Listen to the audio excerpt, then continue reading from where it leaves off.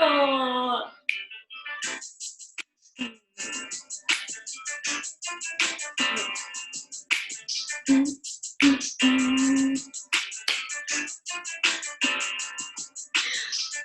oh goodness.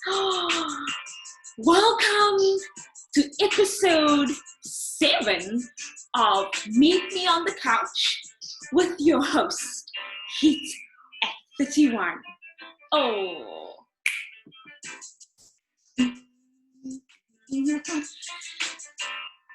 I don't know how to feel about this week. It's been very crazy. Like most of you may know that I struggled endlessly with uploading my episode 6 part 2, and I'm going to leave it at that. I'm going to share with all of you in the week to come just all my lessons that I've learned.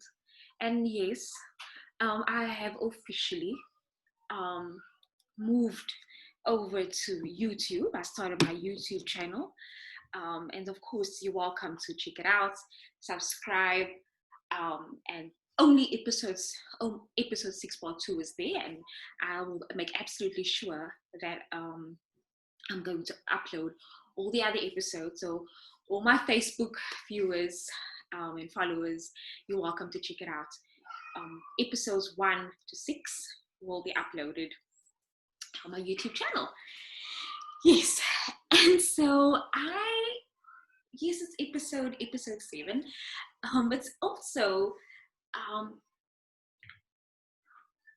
Youth Month.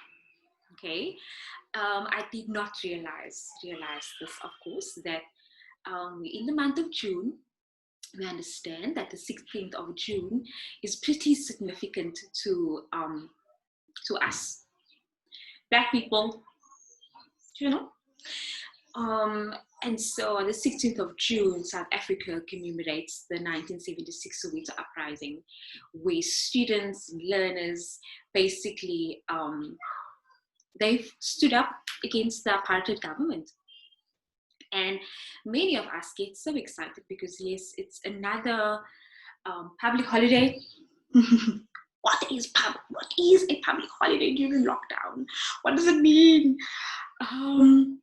Yeah, but you know, I think that it's important for us young people, South Africans, Black people, to know that, you know, the 16th of June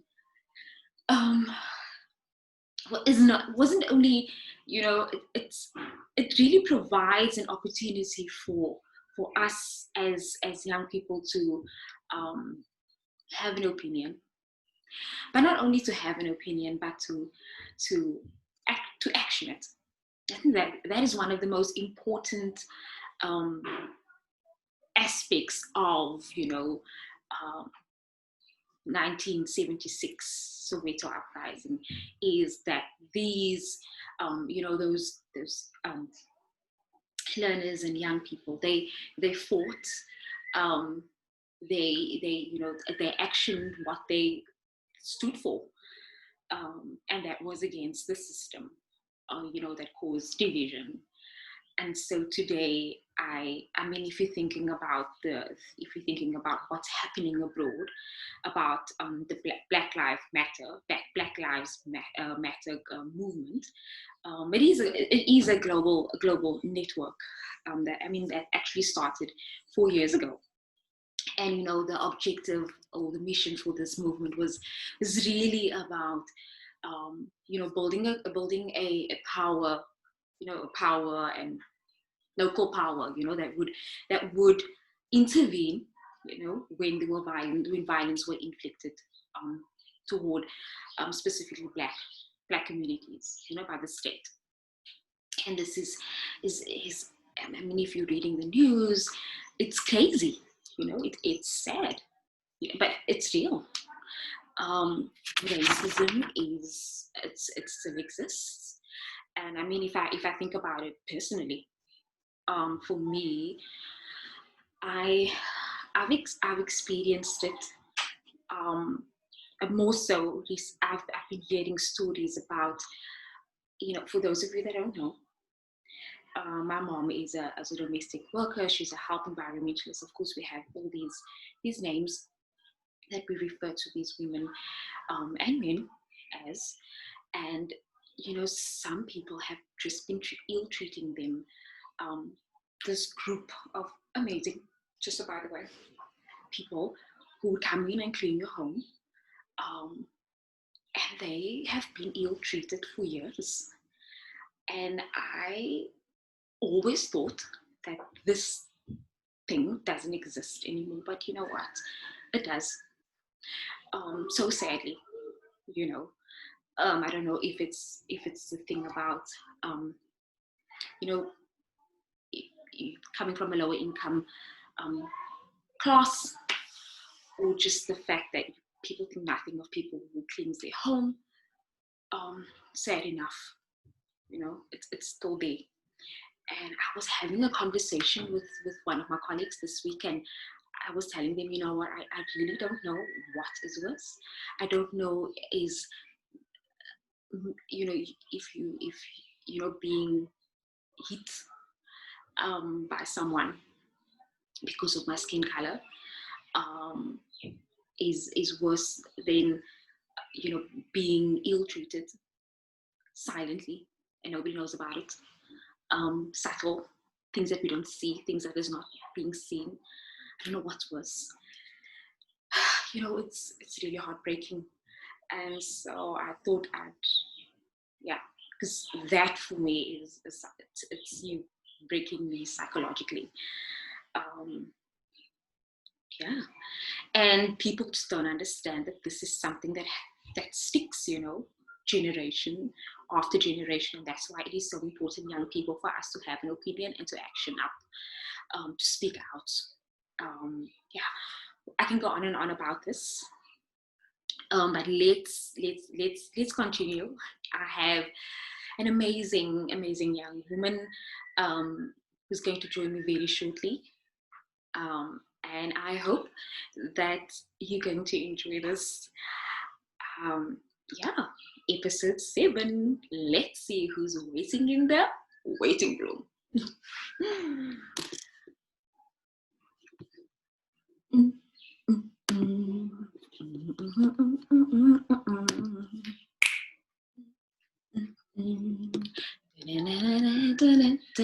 Yes, I love my song.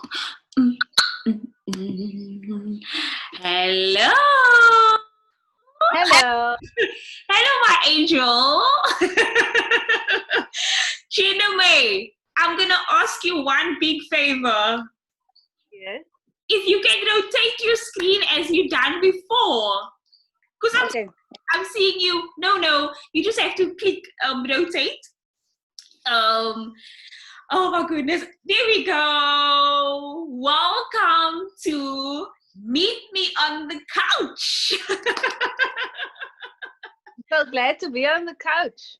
Oh, this is amazing. I'm sure my viewers didn't expect this one.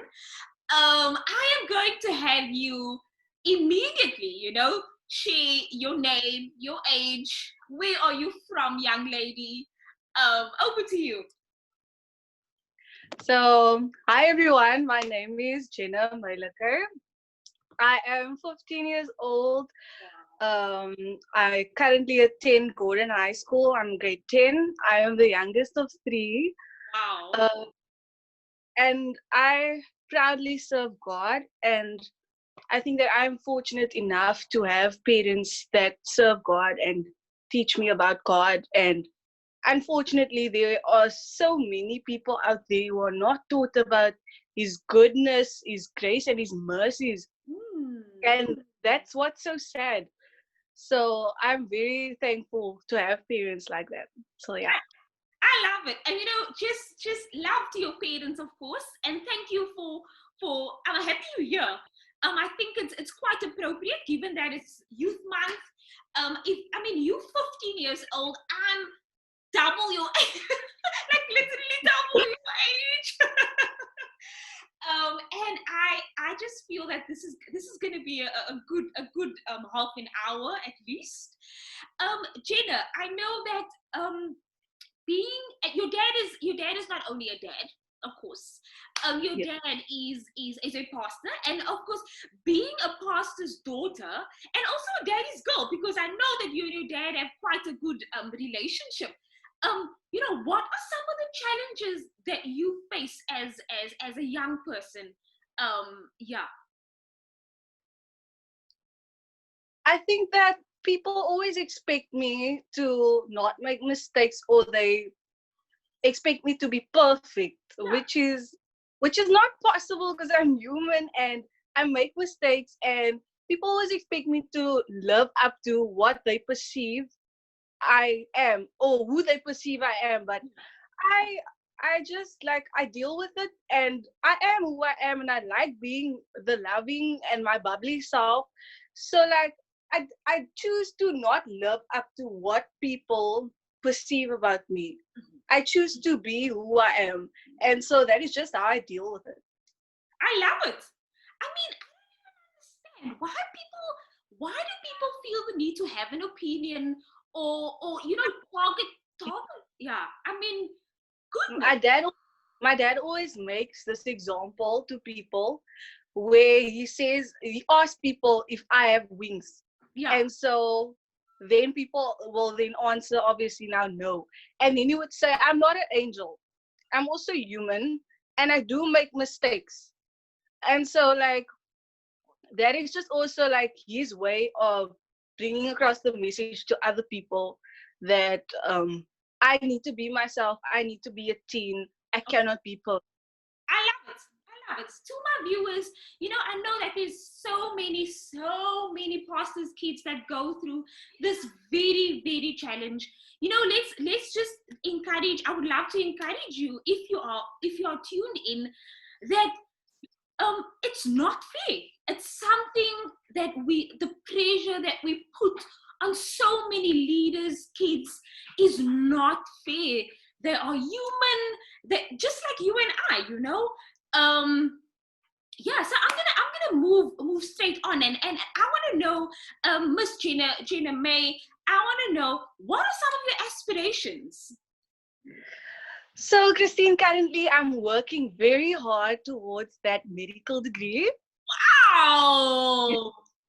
I'm also, for everyone who knows me knows I'm a big family person. I love my family. Mm-hmm. And so ever since I was, 2 or 3, I would always speak about this dream house. I always dreamt of this dream house that I'm going to build for my family. Mm-hmm. And so it's a house where we will spend time together and bond and do nice things together. So that has been like one of my goals ever since I was small. And then lastly, I'm a total extrovert. So I want to travel the world and do new things.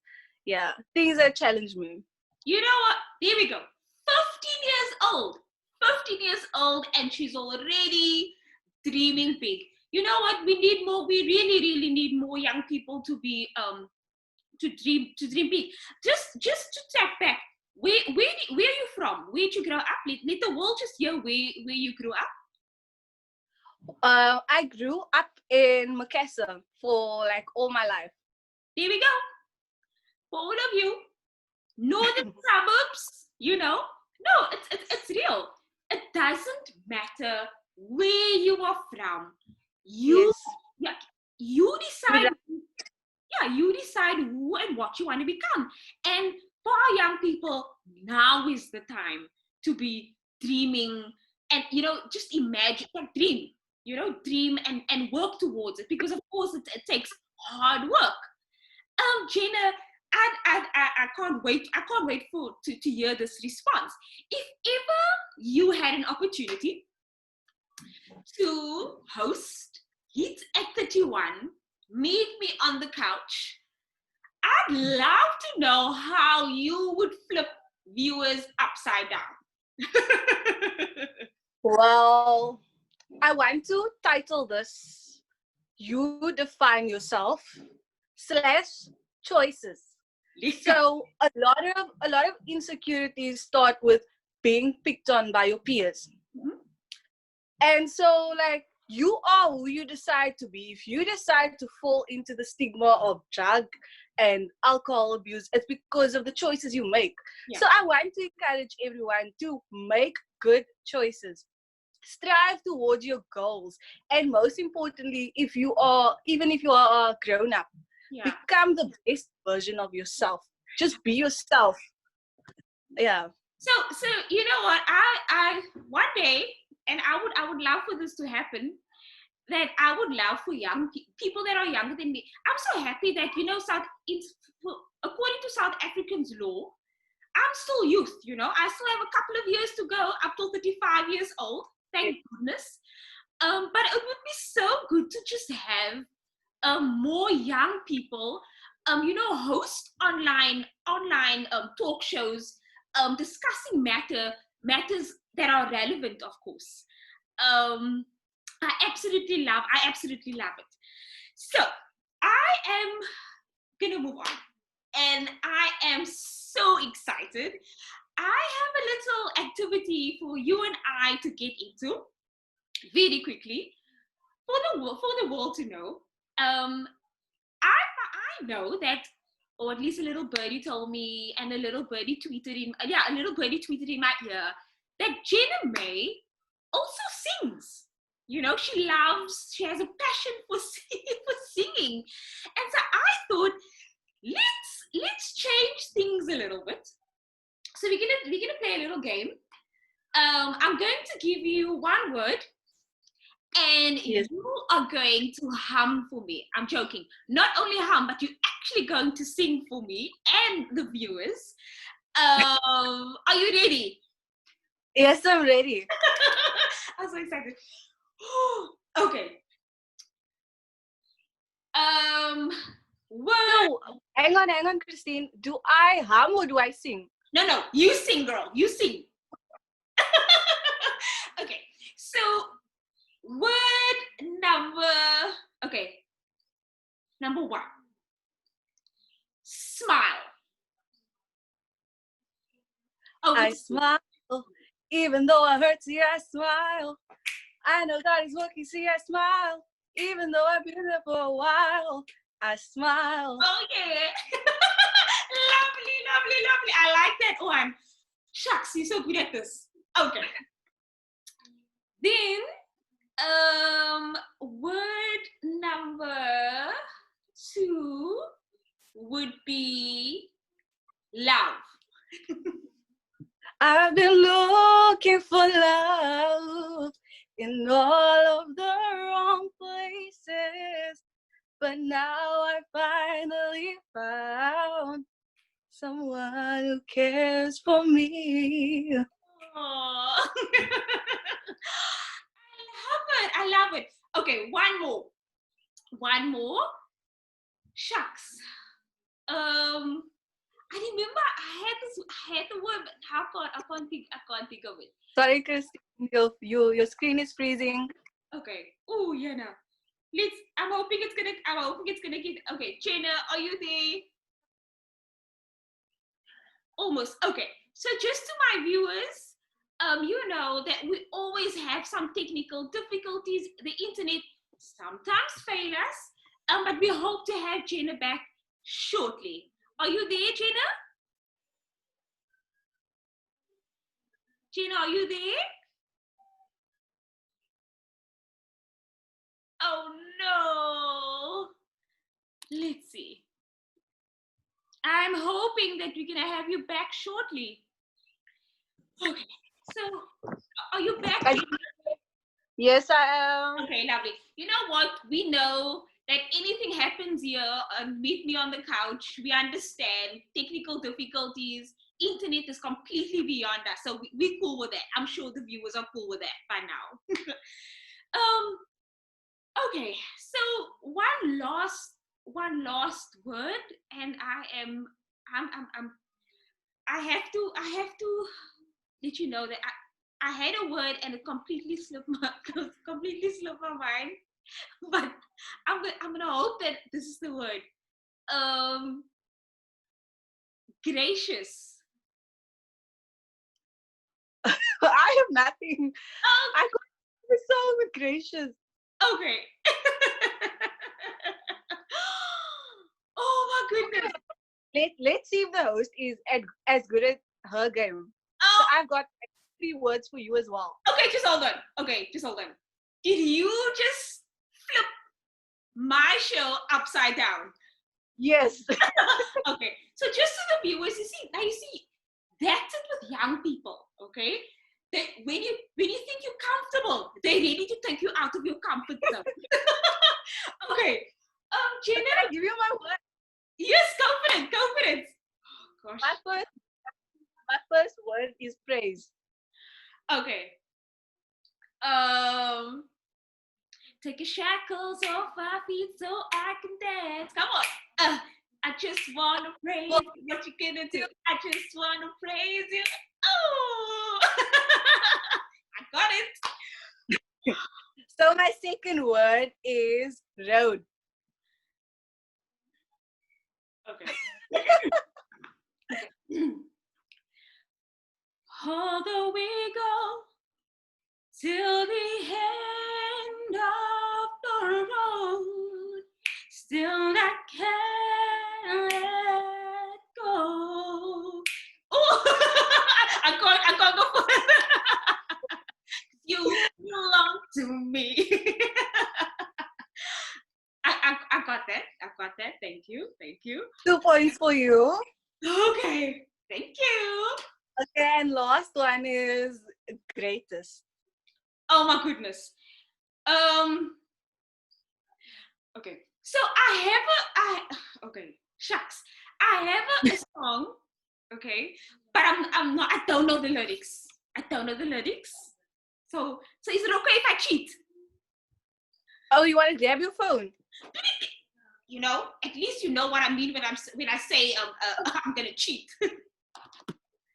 Okay, cool. But it means I'm minus 1 point and we both on 2 because Oh, your oh, phone. that's fair. That's fair enough. Phew. I'm nervous. I'm so nervous. So I'm hoping you're gonna sing the song with me. If No. okay. Sorry to my viewers. Oh goodness.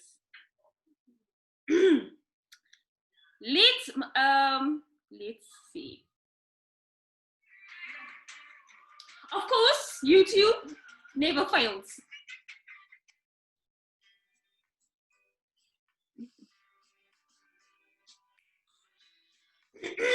Here we go. Come on. It's the world's greatest. It's the world's greatest. It's the I am a mountain. I am a tall tree. Oh, I am a swift wind. Sweeping the country. Come on. I am a river. Down in the valley. Oh, I am a fish. Yes. And I can see clearly. Almost. If anybody asks me who I am. Come on. Just stand up tall and look them in the face and say, come on, that's top in the sky. I'm that mountain peak up. I'm the world. Finally, I'm the world's greatest. With all hope.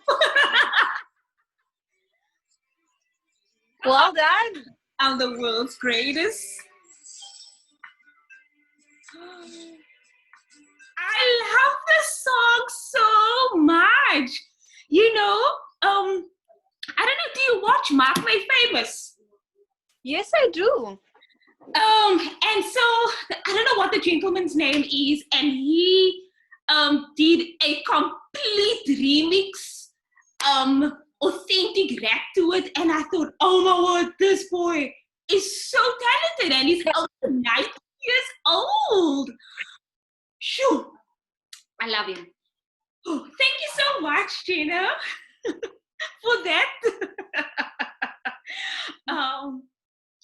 Shoo. You haven't thought of a word, of a song with gracious in it? No. No. Oh, You ready to move on? That's fine with me. yes, we can move on. I'm fine. So to my viewers, of course, this week, Jennah May, I mean, she's 15 years old, as everyone knows, and the reason why I've hunted her down, and thought, you know what, it's quite appropriate for her to join us on the couch, or at least to join me on the couch, is because like Jennah, Jennah has, like many families, she was very recently diagnosed with not recently, but I mean she was diagnosed with COVID-19. And thankfully, this young lady, she fought the virus, and you know, she's here today to share her fearless story with the world. And so I am most happy to have her here. And so I really just want to know, oh, Jennah, how did you contract the virus? Yeah. Oh, so my dad is not only a pastor, but he's also a policeman. Mm-hmm. And so he's in contact with a lot of people. It's his job to be in contact with a lot of people daily. Mm-hmm. And so that is how he picked it up unknowingly, because the thing about the virus is you can get it at any given time, yeah, in any given place. And even though we were social distancing in our own home, like we each had our separate rooms, and at night we used to video call each other just to talk about. oh my goodness, we've lost you again, Jennah, and I'm hoping that Jennah's going to be back very shortly. Yeah, let's be patient. Let's just be patient. And very shortly she will be back.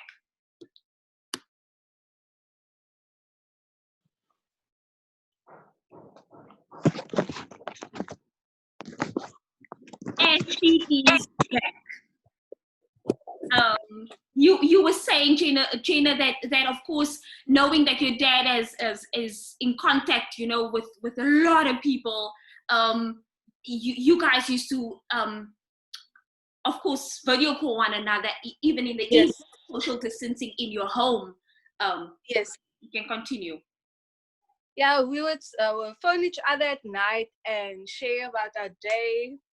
And he wasn't well, and then he went to hospital. But my mom and we just had like sinus problems. So, but we didn't expect coronavirus. And my dad went for testing, and our results all came out positive. Mm-hmm. Before I tested, I was in so much denial. Yeah. Because obviously my dad's results came before ours. And I kept on telling myself that it's my anxiety that is making me feel bad. Yeah.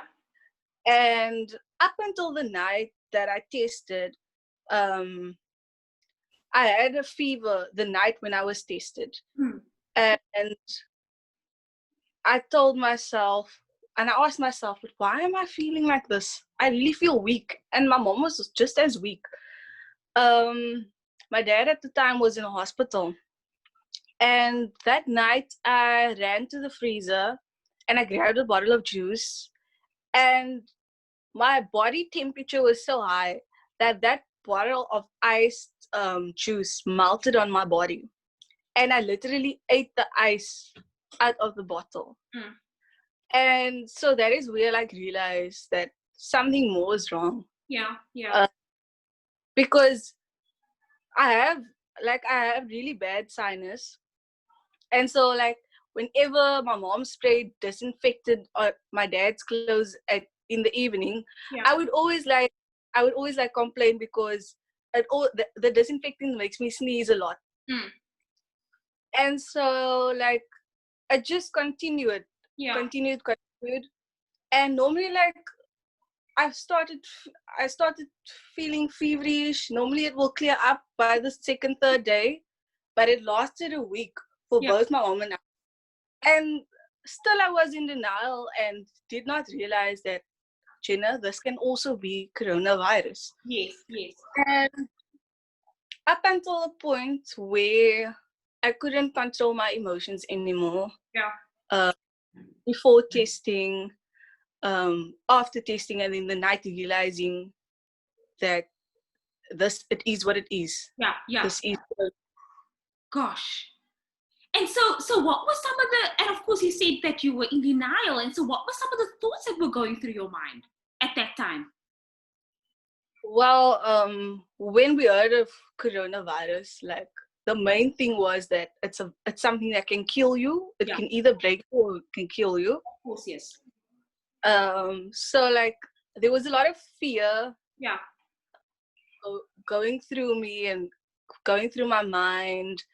Um, and like you just learn to deal with it somehow. yeah, yeah. Because I started feeling, it's all in the mind. Yes, I yes. started feeling better after I received my results, after all the shock, after my body processed all the shock. Yes, of course. Uh, that's when I started getting better. So just very interestingly,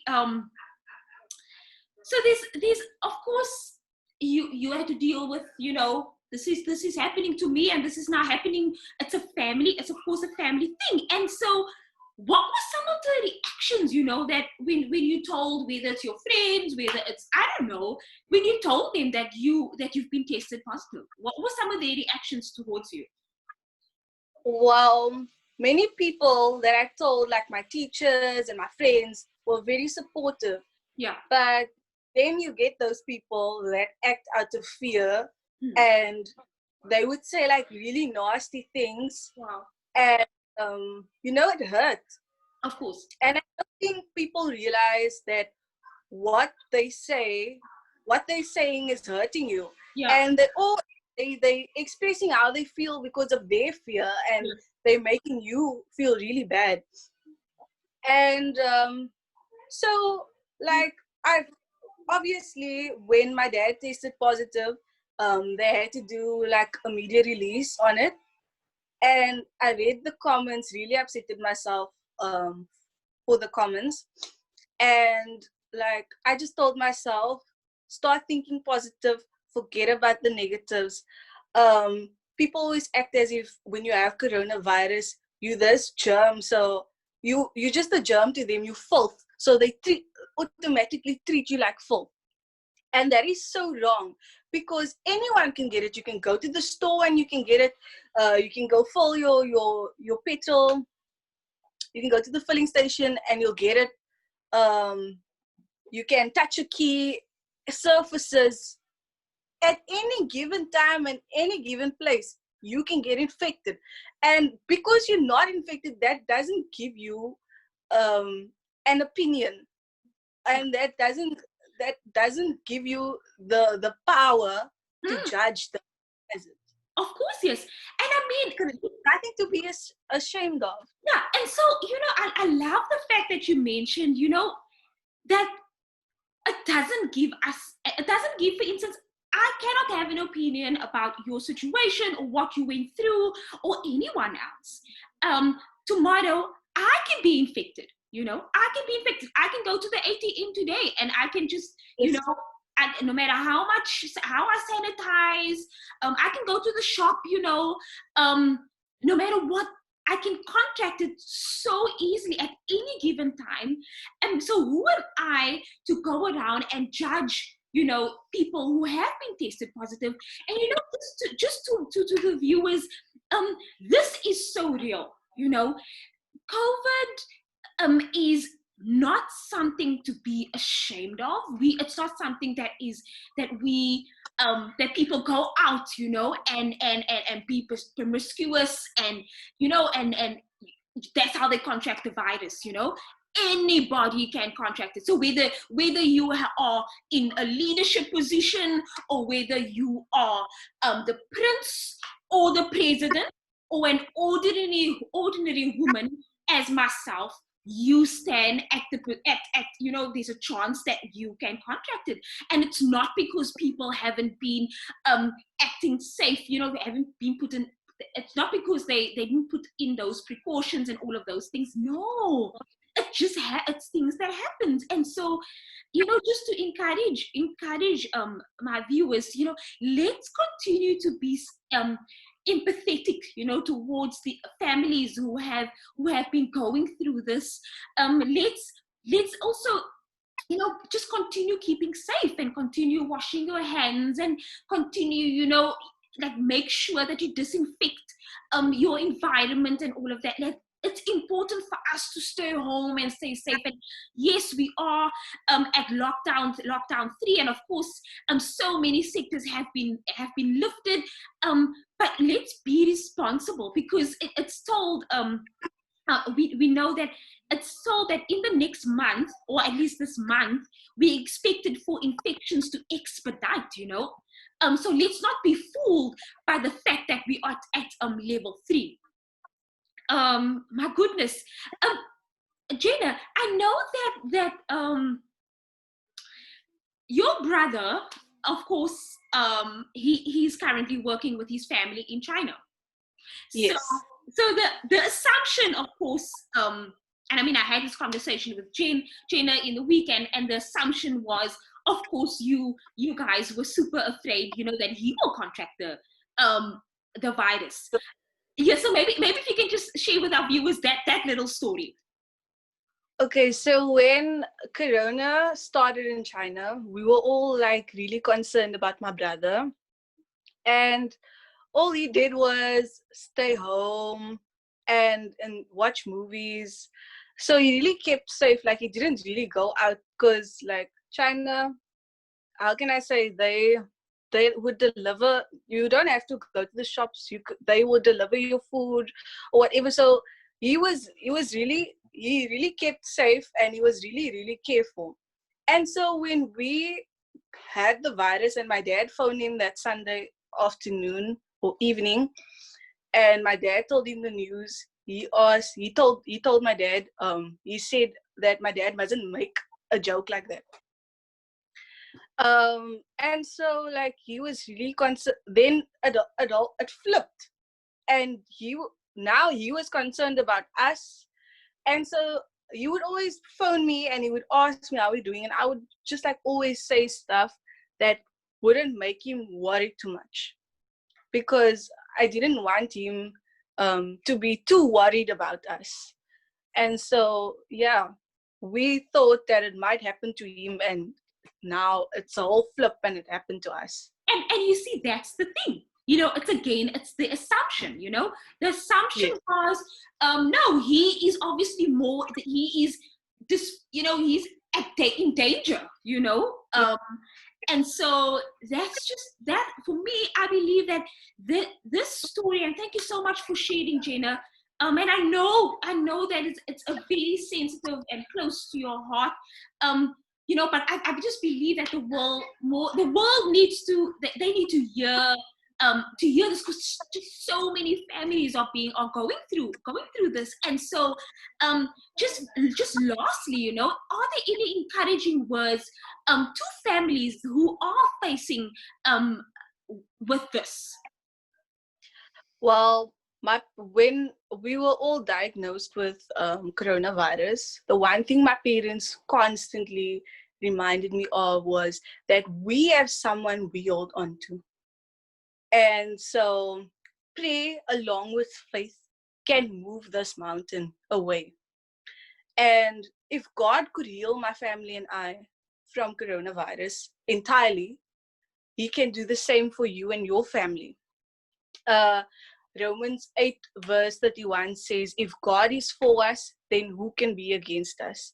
Corinthians 10 verse 13 says, then further says, God does not give us more than we can bear. Coronavirus might have bended me, but it certainly didn't break me.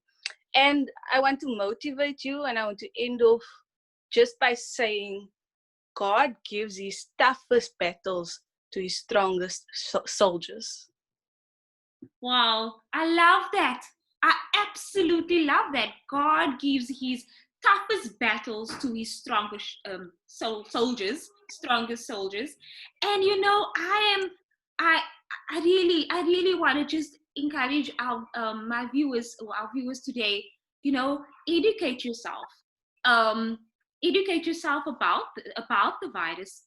I find that so many we are losing so many people that are closest to us, um, and because the people that are diabetic, and people that are people those people have, of course, their immune systems are much lower. So there's other underlying illnesses that so many of our people have gone through, or ailments that they have. And so when they do contract the virus, it of course expedites the situation. And so we understand that there are families who have lost loved ones. And so I would love to just to again thank you so much, Jennah, for being willing to share your story and your family's story. And I'm really grateful that you are okay, you and your family, and that you are willing to, of course, share your heart with us today. And I believe that this is going to definitely move or change people's perceptions too. And so just to families who so unfortunately have lost loved ones, I would love to, from me, Jennah, as from Gita 31, just to share my heartfelt thoughts and prayers go out to these families. It's completely beyond us, and so let's trust our Creator. Let's trust God for strength. Yes, goodness, I'm growing so emotional. I'm so thankful for your fearless story. Another fearless young woman, 15 years old. Yeah, I'm feeling good. I'm definitely feeling good, and I feel good about this. And so I'm gonna ask Jennah. So it's officially done. The interview is officially over, so you can be relaxed. Episode 7. Signed and dusted. We are definitely still recording.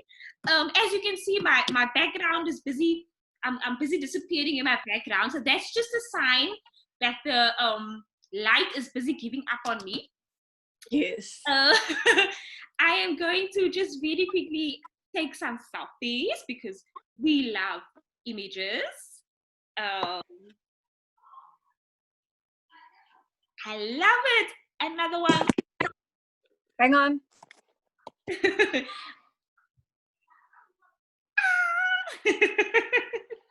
That's my girl. Another close up. Smile. And that is officially a wrap. I shall see you next week, same time, same place, right here on the couch. Yeah. Bye. Bye. Thank you so much, Jennah.